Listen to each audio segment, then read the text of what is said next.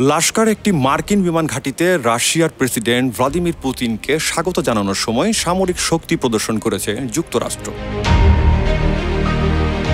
শুক্রবার president Donald Trump ও Putin যখন এলমেন্ড্রফ Richardson joint বেসে লাল গালিচার উপর দিয়ে হেঁটে যাচ্ছিলেন, তখন আকাশে B-2 বোমারু বিমান ও অন্যান্য যুদ্ধবিমান ফ্লাইওভার পরিচালনা করে।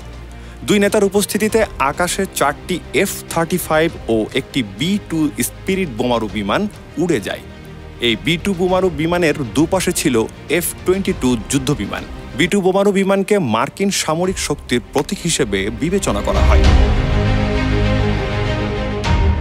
গত জুনে ইরানের পারমাণবিক স্থাপনাগুলোতে হামলার জন্য যুক্তরাষ্ট্র যে ধরনের বোমারু বিমান ব্যবহার করেছিল, এটি সেই একই ধরনের বিমান।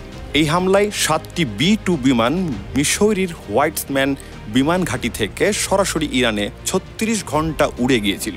সাম্প্রতিক সপ্তাহগুলোতে ট্রাম্প বারবার B-2 বিমানের শক্তি ও এর পাইলটদের দক্ষতার প্রশংসা করে আসছেন। তিনি দাবি করেছেন, এই বিমান ব্যবহার করে লক্ষ্যবস্তুগুলো নিশ্চিহ্ন করা হয়েছে।